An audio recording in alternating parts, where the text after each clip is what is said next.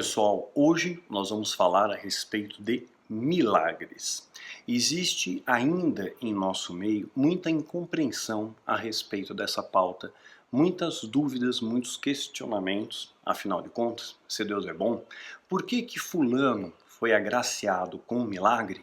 E eu, que também sou bom, que sou justo, que também tenho pedido a Deus um milagre na minha vida, não sou atendido. Se Deus é bom e justo, ele não deveria ser imparcial. Todas as pessoas, todos os cristãos legítimos não iriam então desfrutar de um milagre autêntico, legítimo em suas vidas? Vamos então conhecer um pouco mais, à luz da Bíblia, o que vem a ser isso. Milagre, sempre é importante pontuar, é tudo aquilo que vem além do nosso natural, além da nossa compreensão natural. São coisas que transcendem o nosso entendimento. Hoje, nós compreendemos muito mais coisas do que os povos da antiguidade. Na antiguidade, por exemplo, eles acreditavam que era um milagre o Sol nascer. Eles não tinham a compreensão ainda de movimento de rotação, de translação da Terra. Então, para eles, o nascer do Sol, o eclipse lunar, o eclipse solar, a Lua, as estrelas, a chuva, tudo isso era oriundo de coisas e manifestações divinas. Imagina só os trovões, os relâmpagos, eles não compreendiam o que era aquilo, então tudo para eles era esferas de milagre, manifestações divinas. E muitos destes povos, para que houvesse essa manutenção de chuva, de sol, para que o sol nascesse de novo e todas essas coisas, faziam rituais, coisas que nós já falamos no livro Rastros do Oculto, vale a pena dar uma lida, tá bom? Então eles não entendiam. Hoje nós temos uma compreensão um pouco mais ampla do universo, e do mundo que nos cerca, mas mesmo assim ainda existem milagres em nossos dias. A Bíblia fala de milagres, Jesus fez milagres, então isso é a chancela para legitimar que sim, milagres existem e existem circunstâncias para que o milagre ocorra. Lembrando, nem sempre você vai desfrutar de um milagre na sua vida, de cura, eu estou clamando pela cura. Nem sempre Deus cura. Por alguma razão, nós já falamos em outros vídeos, Eliseu, que tinha a porção dobrada do profeta Elias, que era o cara, ele simplesmente morreu da doença que ele tinha. Por alguma razão, na onisciência divina, não foi permitido que Eliseu desfrutasse, contemplasse uma cura de uma doença que ele tinha. O próprio Paulo escreve para Timóteo, quem ele considerava como um filho. Ele fala, olha, mistura um pouco de vinho na água, a água era muito alcalina, por causa dos teus problemas de estômago e das tuas múltiplas enfermidades. Então, por alguma razão também, Timóteo não usufruiu de um milagre, como muitas vezes nós buscamos. Talvez a sua busca seja equivocada, talvez o milagre seja tão perto de você que você não esteja enxergando. Então, veja bem, o lenço de Paulo, o avental de Paulo, era capaz de curar o enfermo. Por que então que Deus não usou a vida de Paulo para curar a Timóteo, a quem ele tomava como um filho? Então, são mistérios de Deus, são chaves de Deus aí que nós só vamos compreender na eternidade. Deuteronômio 29, 29 diz que as coisas encobertas pertencem ao Senhor, as reveladas a nós. Nem tudo nós vamos compreender, mesmo porque a nossa compreensão dos fatos ao nosso redor ele é muito limitada, a nossa mente é muito limitada, Então, existem várias esferas de milagre que a gente às vezes não contempla. Eu tenho certeza que na sua vida você já provou um milagre. Ah, mas não, sim, você já provou milagre. Eu provei muitos milagres na minha vida. O fato, por exemplo, de eu ter saído da seita ao qual fiz parte dos 17 aos 25 anos, é um milagre, Porque sempre me orientaram, sempre me falavam que era impossível sair, que era um caminho sem retorno, que aquilo ali não tinha mais como escapar, Então, quando eu fui recrutado, lembrando, a alta magia, você é escolhido, Você não escolhe, ou seja, as seitas secretas elas são discretas, então você não vai encontrar, às vezes as pessoas escrevem para mim, eu entrei no Facebook do Illuminati, do Instagram não sei de quem, Na verdade as seitas secretas são discretas, não vão fazer alarido, então você não escolhe entrar, você é escolhido. Eles têm lá os critérios deles que não vêm ao caso aqui. Então, quando eu fui recrutado pelo satanismo aos 17 anos de idade, em 1984, né, a ideia que eu tinha é que eu estava entrando num lugar muito bom. Né? Quer dizer, a vitrine que o diabo coloca para você é uma vitrine atrativa, é um ser inteligente, enganou a terça parte dos anjos. Né? Quando eu estava mais ou menos com 22 anos de idade, 1989, né, e já tinham me falado isso exaustivamente, que era um caminho sem retorno. Mas veio uma sacerdotisa no Brasil, inclusive está relatado em nossos livros, na época devia ter mais ou menos uns 35 anos ela, e ela reforçou aquilo que já era dito, repetido e reiterado. É um caminho sem retorno, né? Não tem mais jeito, não tem mais volta. Mas em 1992, com 25 anos de idade, eu tive o privilégio e a honra de conhecer a Jesus e conhecer a Cristo através do pastor Zit, o Brint do livro. Né? Conheci Isabela aos 27 anos de idade, em 1994, mesma época de Copa do Mundo, Copa do Brasil, onde meu pai veio inclusive a falecer, e a Isabela nessa época tinha 25 anos de idade. Nós nos casamos em 1999, né? Eu tinha 32 anos, né? E o livro Filho do Fogo acabou sendo publicado no ano 2000. Tudo isso compilado já é um milagre. Né? Todo mundo dizia que o livro não ia vingar, não ia dar certo. O livro foi publicado. A publicação do Filho do Fogo é um milagre empírico, né? Quem conhece a história, eu já falei isso em vídeos, tudo corroborava para que aquilo não vingasse, para que aquilo não acontecesse. E mesmo depois que aconteceu, o livro estava impresso, né? Como vender? Como vender? De repente, no congresso da Rebecca Brown, vendemos tudo, né? Foi um milagre, isso é um milagre. Às vezes está tão perto que a gente não enxerga, é um milagre. Foi um milagre eu ter saído da seita, né?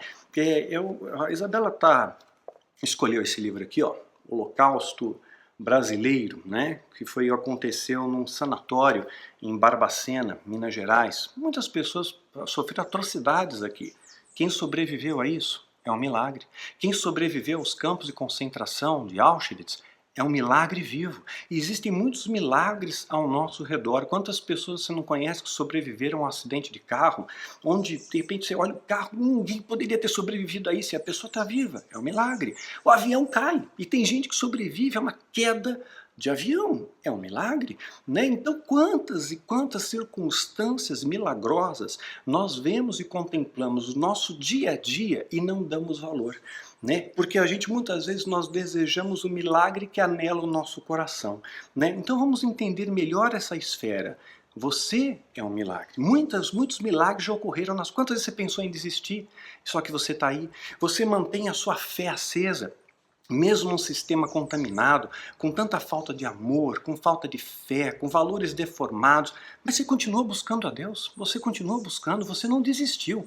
É um milagre de Deus na sua vida. Essa fé sobrenatural que vai além da compreensão do homem. Está todo mundo dizendo que não vai dar certo, mas você sabe, vai dar certo porque Deus está na história. E o mar vai abrir, se não abrir eu ando por ele, eu vou mover a pedra, eu vou lançar a rede de novo. São atitudes de fé que vão trazer para nós milagres. Né? Milagres que muitas vezes são diferentes daquilo que a gente imagina. Né? Então, existem um código, digamos assim, para que você receba o milagre.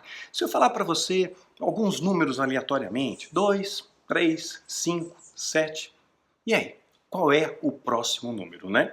Você vai dizer, puxa, mas não tem coerência, não tem cadência esses números, não tem uma lógica. 2, 3, 5, 7, que estranho. São números primos. O próximo número, né, seria 11, 13, 19. Então, quando você conhece o segredo matemático, você antevê o próximo número. Assim também são esses códigos, né, de Deus que permeiam a nossa vida. E é claro, o diabo ele vai plagiar alguns padrões e muitas vezes ele vai lançar códigos também ao nosso redor, né? E as seitas secretas também espalham esses códigos para orientar todos os demais. Né? Olha, o próximo passo é esse. Olha, vai acontecer assim. Esse é o planejamento estratégico deles. Veja bem, qualquer coisa que venha acontecer só acontece com a permissão, com a aquiescência de Deus. Deus ele é soberano. e está escrito que o Apocalipse vai acontecer. Então nós não vamos impedir isso. Não adianta ficar preocupado quem é o anticristo, quem não é, né, o que vai acontecer, que se lasca o que vai acontecer. O que importa é que Jesus seja o centro da sua vida. E você estando no centro da vontade dele, a paz que transcende o entendimento repousará sobre você. O pão nosso de cada dia Deus dará. Eu vou estocar alimento, e que adianta? Aqui no Brasil, a gente enfrentou uma pequena crise dos caminhoneiros, né? Já estava um caos, já teve pessoa brigando por gasolina, né? Se matando. Imagina, vamos te matar para roubar um litro d'água. Então não adianta isso. Aqui adianta você confiar em Deus e saber que Ele é o soberano na sua vida, tá? Então, será que existe então código? Qual a ênfase que a palavra dá para milagres? Jesus está nos ensinando. Nisso, uma mulher que havia 12 anos vinha sofrendo de uma hemorragia, 12 anos, chegou por trás dele e tocou a borda de seu manto. Pois dizia a si mesma, ela não falou em público, ela pensou consigo mesma: se eu tão somente tocar no seu manto, ficarei curada. Voltando-se Jesus, viu e disse: ânimo, filha, ânimo, tenha bom ânimo. Eu sei que às vezes não é fácil ter bom ânimo. Eu sei que a vida muitas vezes nos açoita, muitas vezes nós somos açoitados pela vida, somos apedrejados, somos traídos, passamos por privações, por tantas dificuldades, né? Mas Jesus, ele nos fortalece. Tem bom ânimo, filha, tua fé te curou. A fé cura as suas emoções, a fé restaura a sua esperança. A fé é uma das chaves para que você receba e enxergue o milagre, porque às vezes o milagre está tão debaixo do teu nariz que você não enxergou. E desde aquele instante a mulher foi curada. Mateus 9, de 20 a 22. Vamos pegar um outro código aqui, como você vê como a fé é importante. Chegando à sua cidade, começou a ensinar o povo na sinagoga, né? Cidade onde ele cresceu, onde ele era conhecido. E todos ficaram admirados e perguntaram: de onde vem essa sabedoria e esses poderes miraculosos? Né? Não é esse o filho do carpinteiro? Não é isso que vão dizer de você? Não é isso daí? Aquela pessoa simples, aquela pessoa humilde, aquela pessoa que todo mundo dizia que não ia dar em nada, é essa daí que hoje Deus está honrando? Sim, Deus escolhe os fracos, Deus escolhe os pequenos, Deus escolhe os que não são para confundir os que são. Essa é a lógica de Deus, né? Não é esse o filho do carpinteiro? E o nome da sua mãe não é Maria? E não são os seus irmãos Tiago, José, Simão e Judas? Veja bem, esse Judas não é o que traiu Jesus, tá? Esse Judas é irmão, né? Não estão conosco todas as suas irmãs? De onde, pois, ele obteve todas essas coisas, né? Então, mas não entenderam e ficaram escandalizados. Escandalizados por causa de quê? Porque ele estava mostrando sabedoria, porque estava mostrando amor, porque estava manifestando milagres, sinais. E as pessoas se escandalizam, mas não se escandalizam quando alguém te vende uma porcaria ungida, não se escandalizam quando você é enganado, quando fala um monte de abobrinha, fica falando, vamos restaurar o planeta, avivamento mundial. Não vai acontecer, a Bíblia diz que as angústias vão ser tais que nunca houve nem tampouco haverão de haver. A Bíblia fala sobre isso. Haverá, pois, fé na terra quando o Filho do Homem voltar? Uma época que o amor está se esfriando, você acha que vai haver um avivamento mundial? A Bíblia já diz o que vai acontecer, as coisas vão piorar, nós temos que estar preparados para a tempestade e ficar escandalizados com ele. Mas Jesus disse: só em sua própria terra, em sua própria casa que um profeta não tem honra, não é assim? É. E não realizou muitos milagres ali, por causa da incredulidade. Então muitos milagres não foram feitos por causa da ausência de fé, por causa da murmuração. Eu sei que é uma tendência natural nossa, o ser humano reclama, né? A gente tem mais desejo para reclamar do que não tem do que agradecer pelo que tem. Eu sei disso, muitas vezes eu tenho que me policiar também, Senhor, eu tenho tanta coisa para te agradecer e de repente eu tô nervoso com uma coisa, eu tô murmurando por alguma coisa. Faz parte da nossa humanidade, mas a gente tem que fazer uma releitura diária, temos que buscar força do alto e olhar para o caminho. Ao longo do seu ministério público, que durou 3 anos e meio, lembrando, um ano bíblico tem 360 dias, então 3 anos e meio corresponde a 1260 dias. Nesse espaço de tempo, que foi o ministério público de Jesus, ele fez aproximadamente 35 milagres que estão registrados nas Escrituras. Se você parar para pensar, em 1260 dias, 35 milagres, Não é lá muita coisa, não é? Seria o equivalente a um milagre a cada 36 dias, a estatística. E hoje nós vemos muitas vezes na televisão, né, nas rádios, milagres assim banalizados. Qualquer coisa é milagre.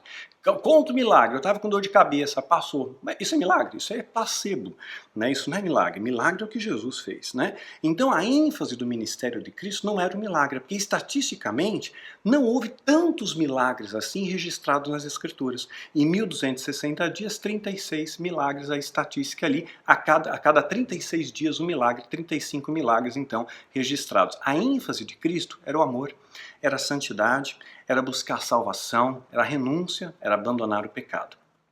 Aí fica aquela questão, mas por que comigo não acontece? Se Deus é bom, né, por que aparentemente alguns provam milagres e outros não? Vamos entender? Para que vocês venham a ser filhos do seu Pai, que está nos céus, veja bem, condição que Jesus para que vocês venham a ser filhos, ter a legitimidade de filho. O filho tem a legitimidade de pedir, né? Pedir, dar-se-vos-á. Porque ele faz raiar o seu sol sobre os maus e os bons, e derrama chuva sobre os justos e os injustos. Né? O amor de Deus está aí, basta você recebê-lo. Se vocês amarem aqueles que os amam, que recompensa receberão? Amar quem amava é fácil, né? Até os publicanos fazem isso.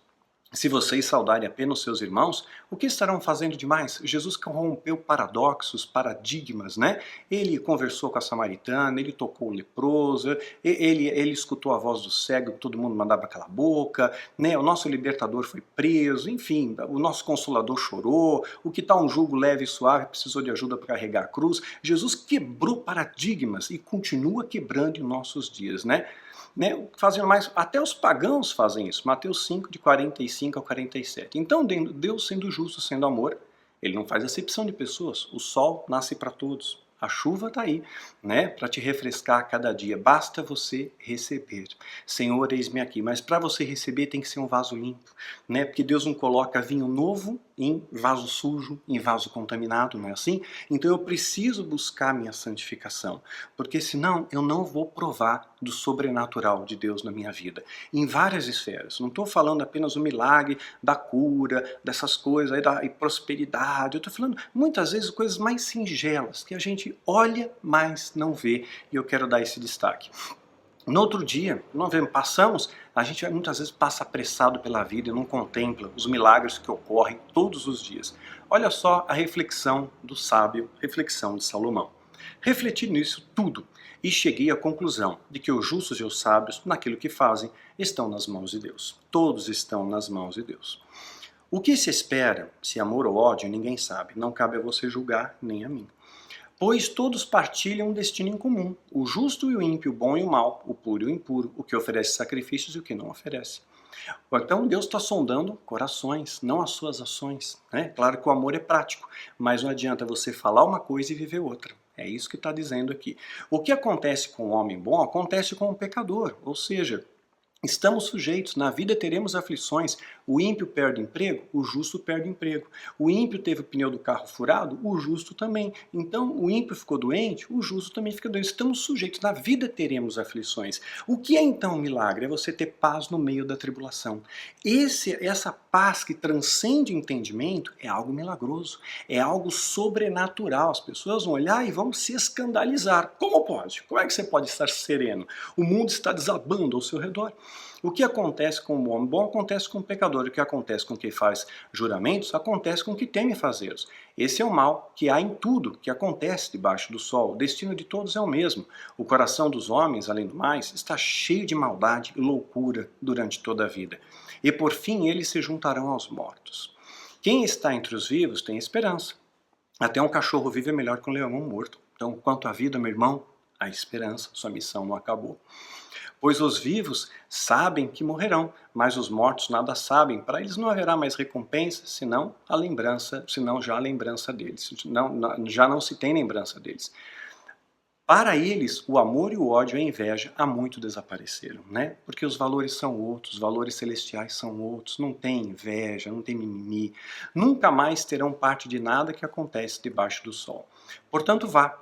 Qual é a direção que Deus está dando?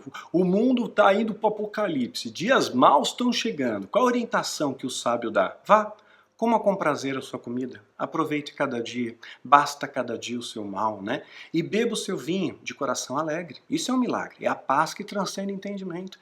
Pois Deus já se agradou com o que você fez, se você fez as coisas justas. Esteja sempre vestido com roupas de festa, e unja sempre sua cabeça com óleo. O óleo também era uma espécie de cosmético. Nos dias de hoje, faz a barba, toma um banho, prossegue, luta, não se rende não, né? Desfrute da vida, olha só, desfrute da vida com a mulher a quem você ama, com todos os dias dessa vida sem sentido que Deus dá a você debaixo do sol. Todos os seus dias sem sentido, é a reflexão aqui dele, naquele momento, pois essa é a sua recompensa da vida pelo seu árduo trabalho debaixo do sol, que as suas mãos tiverem de fazer, que o façam com toda a sua força. Não deixe o bem que você pode fazer hoje para amanhã, pois na sepultura, para onde você vai, para onde eu vou, não há atividade nem planejamento. Não há conhecimento nem sabedoria. Então o momento de realizar as coisas é agora. Percebi ainda outra coisa abaixo do sol. Os velozes nem sempre vencem a corrida. Os fortes nem sempre triunfam a guerra. Os sábios nem sempre têm comida. Né? Os prudentes nem sempre são ricos, os instruídos nem sempre têm prestígio, pois o tempo e o acaso afetam a todos. Ou seja, todos nós estamos sujeitos a doenças, a dificuldades, a privações, a perseguições, a desapontamentos, a tristeza, a abatimentos, a traições. Todos nós, na vida, teremos aflições. Além do mais, ninguém sabe quando chegará a sua hora. Então não adianta ficar fazendo muito plano, não. Faz o melhor hoje. Talvez o amanhã não exista.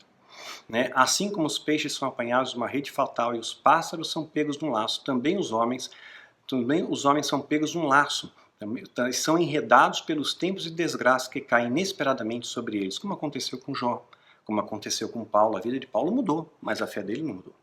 Né? Também vi debaixo do sol esse exemplo de sabedoria, que muito me impressionou.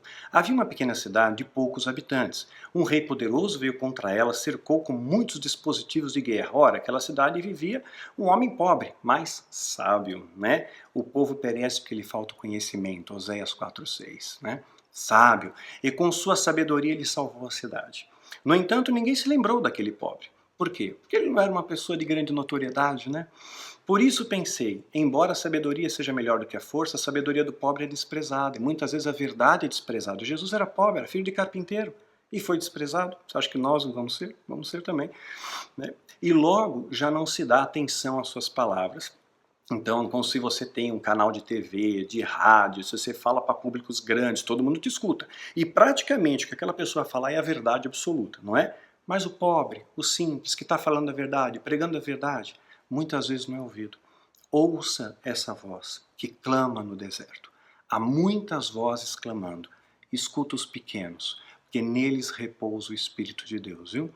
Contudo, né, Deus dá sabedoria a poucos, né? As palavras do sábio devem ser ouvidas com mais atenção do que os gritos de quem domina sobre tolos. Quem domina sobre tolos? Quem manipula as massas, quem diz aquilo que você quer ouvir, quem oferece para você aquilo que agrada o seu coração.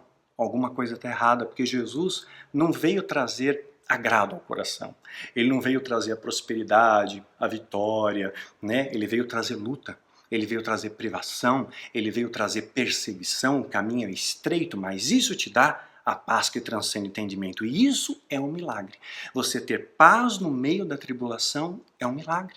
Você continuar vivo é um milagre. Uma vez um rapaz escreveu para mim, Daniel, realmente eu caí de moto, capotei, voei não sei quantos metros, eu estou vivo. Cara, é um milagre. Deus me deu mais uma chance. Sim. Você continua tendo fé? Você está vendo esse vídeo? Você já viu tanta coisa errada na igreja, já foi desprezado, já foi traído, já foi humilhado, mas você continua perseverando. Isso é um milagre. Isso é um milagre na sua vida, porque a sua fé, a sua perseverança continuam aí. Então nós temos que agradecer a Deus por cada dia. Cada dia os milagres nos cercam, a gente nem repara, a gente nem percebe. Antigamente eles acharam que o nascer do sol era um milagre. Hoje a gente olha, o sol nasceu. Né? Mas mais um dia que você está vivo, né? Agradece. A sabedoria é melhor do que as armas de guerra, mas um só pecador destrói muita coisa boa. Um só pecador, uma laranja podre, né? Alguém que vai dizer para você não vai dar certo, você não consegue, você não pode, minando a sua fé, maculando a sua fé, promovendo dúvidas, apontando o caminho errado, né? Contaminando a verdade. Está em Eclesiastes 9, de 1 a 18 que eu li aqui. Deus é bom e Jesus então nos ensina. Qual dentre vós é o homem que, pedindo-lhe pão, o seu filho lhe dará uma pedra? Pedido justo, tá? O filho pediu pão. O filho não filho. Qual o homem que o filho pedindo uma mansão em Beverly Hills, o pai não vai dar? Não. Qual o homem que pedindo-lhe o filho pão, o pai vai dar uma pedra? E pedindo-lhe peixe, lhe dará uma serpente? Se vós, se você, sendo maus, sabeis das boas coisas aos seus filhos, quanto mais o vosso Pai que está nos céus dará bens aos que lhe pedirem? Portanto, tudo o que vós quereis que os homens vos façam, fazei-lo também a vós, porque essa é a lei dos profetas. Você quer ser abraçado, abrace, quer ser acolhido, acolha, quer ser ajudado, ajude. É assim que é. Né? Você não vai colher sem plantar. Entrai pela porta estreita, não é porta larga. Não é um caminho fácil. Porque a larga é a porta e espaçoso o caminho que conduz à perdição. Então te ofereceram muitas portas largas, né? Com milagres falsos. Milagres que são efeito placebo, que são efeito manada, que são fruto de conformismo social. Pesquisa lá no Google, conformismo social, dá uma olhadinha. O que é isso? Neurolinguística, manipulando pessoas que gritam e manipulam os tolos, é melhor a palavra do sábio, né? Escuta essas pequenas vozes. Entrar pela porta estreita, porque é espaçoso o caminho que conduz à perdição, e muitos são os que entram por ela. Porque estreita é a porta, é apertado o caminho que leva à vida, apertado mesmo. E poucos o que a encontram. É um remanescente fiel, são poucos que vão fazer diferença a muitos. Então nem todos provarão milagres, porque nem todos vão provar atravessar essa porta estreita. Essa é a diferença. Quem se submete a atravessar essa porta estreita, a privação, a perseguição, a buscar uma vida de santidade, a ter uma vida de oração, a estudar a palavra, é a porta estreita, indo na contramão do sistema, do mundo, não é? Fazendo tudo diferente, como Jesus fez, como os apóstolos fizeram. Aí sim você tem a legitimidade de filho. E Deus pode te abençoar com um milagre, né? Em várias esferas. Milagre de você conseguir liberar perdão para que alguém te ofendeu demais. Milagre de uma cura emocional, de um trauma que você sofreu. E tantas coisas que Deus pode operar. Acautelai-vos, porém, de quem? Dos satanistas? Dos Illuminatis? Não, dos falsos profetas. E aí que mora o perigo. Que vêm até vós vestidos de ovelhas, mas interiormente são lobos devoradores. Fique atento a essas palavras, meu irmão, minha irmã. Mateus 9, Mateus 7, de 9 a 15. O que esses lobos estão devorando? Devorando a sua carne, a sua vida, a sua esperança.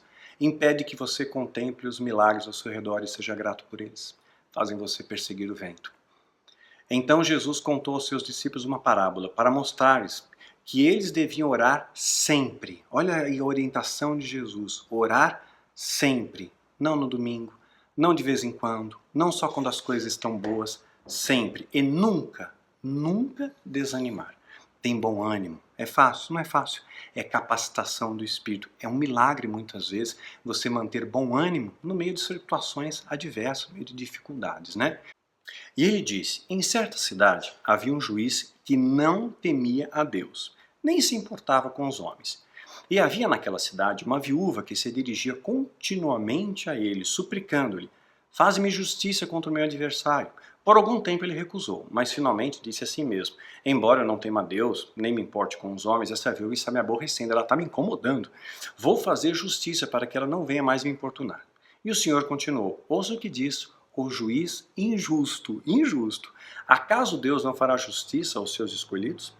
Ao que clamam de noite, aos seus escolhidos, aos seus filhos, não aos interesseiros, que buscam as bênçãos do Senhor e não o Senhor das bênçãos. Veja a diferença? Entende essa diferença? Porque essa é a chave do milagre na sua vida.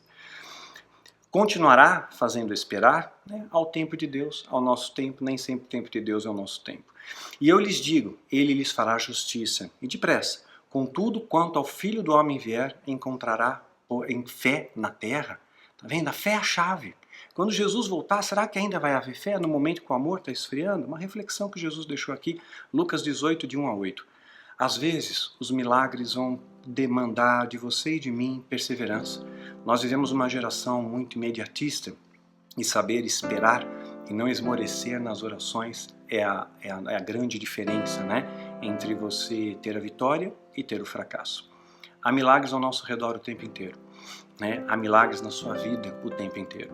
Se você Às vezes você suportou um baque emocional tão grande, né? Uma decepção, alguém te traiu, sei lá, e de repente você continua em pé. Você está aí em pé, meu irmão, minha irmã. Sua fé não esmoreceu, né? Olha só o que diz aqui de Jó. O que eu temia veio sobre mim. Às vezes, eu não queria isso, e vem. E Deus permitiu que veio. Não foi o diabo que foi e fez isso, foi Deus que fez. Por isso que a Bíblia diz em tudo dai graças para o filho legítimo. Se você abre brecha de legalidade, claro, você virou um alvo fácil para o adversário.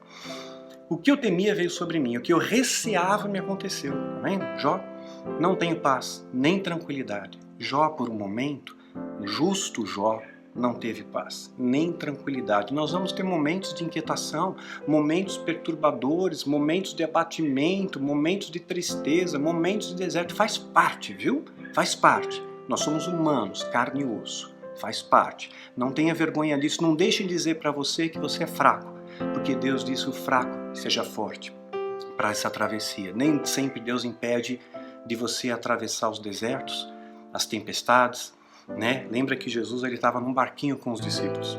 Poucos, não estava no navio. Poucos que vão fazer diferença a muitos, né? Não tenho paz nem descanso, somente inquietação. Nós somos humanos. E Jó estava assim. Jó 3, de 25 a 26. Mas tudo aquilo tinha um propósito. A Bíblia diz que tudo colabora para aqueles que amam a Deus e nada fica fora desse tudo. E olha só o que Jó escreve no final. Meus ouvidos já tinham ouvido falar a teu respeito. Eu já tinha ouvido falar desse Deus de amor, esse Deus de transformação. Quantas vezes não te falaram de Jesus? De verdade. Te apresentaram o verdadeiro Jesus. Não o Jesus que quando o Pai abraça você saqueia o bolso. O Jesus que vem te acolher, que vem enxugar a tua lágrima, que vem te dar força, que vem renovar a sua esperança. Quantas vezes não falaram? Meus ouvidos já tinham ouvido falar a teu respeito, mas agora meus olhos te viram. Agora ele teve uma experiência com Deus. Por isso menosprezo a mim mesmo e me arrependo no pó e na cinza. Ele se arrependeu do que ele tinha dito. Então, você está aqui. Você continua aqui. Quando Jesus ele diz ao aleijado, levanta e anda. Ele está dizendo para você agora, através da minha vida, levanta e anda. Não estou dizendo fisicamente, eu estou te dizendo mentalmente, espiritualmente, emocionalmente. Você está abatido? Eu sei que é difícil. Levanta e anda, prossegue, não desista, persista, saia desse marasmo, saia desse atoleiro, saia desse ponto que está atrasando a sua jornada, né? Saia dessa zona de conforto. Eu estou no ministério que eu sei que está tudo errado. Sai! Cai fora enquanto há tempo. Jesus está voltando. Levanta e anda, né? Levanta do banco, para de ser o esquenta-banco e faz a diferença. Sai da arquibancada e vai pro jogo, né? Faz a diferença. Saia desse sistema que te aprisiona. Levanta e anda. Toma a tua cruz e segue o mestre. Ande sobre as águas da impossibilidade. Caiu? Levanta. Prossiga. Tenta de novo. Não desista. Ser curado das suas emoções, das suas dores, dos seus traumas, dos seus preconceitos, dos teus medos. Perdoe.